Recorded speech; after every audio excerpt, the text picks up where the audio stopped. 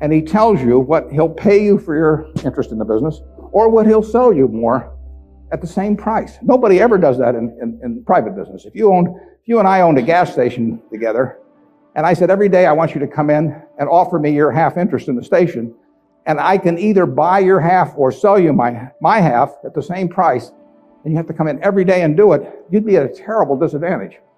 And you'd be at a particular disadvantage if you're Mr. Market in the market, because Mr. Market, our friend in the market who obligingly gives you those figures every day, different figures at the end of the day and the start of the day, but he's naming a price at which you'll either buy or sell. The beautiful thing about him is that this guy is an alcoholic manic depressive. I mean, he is as unsound as they come. He wanders around all day, and looks at the crazy things, and he's going to name all kinds of crazy prices.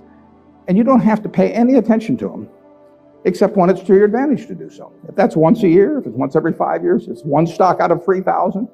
All you have to do is sit there. You have no moral responsibility to this jerk. He is naming these numbers. You didn't ask him to, but he's doing it. And all you have to do is pick the one time when he is particularly depressed or particularly manic or particularly drunk or whatever it may be. And the market will be all of those things. And you take advantage of it. And that's what's remarkable about stocks, if you think about it, is that if you look at the high and low on all of these American companies for the last year, you'll see case after case after case where the high is twice the low. Now that's for sound American businesses running along, paying people, selling goods, and so on. If you go out and look at farmland 10 miles from here, there's no way in the world over a year that the farmland is going to range in value from X to 2X. It maybe go from X to 110% of X or vice versa.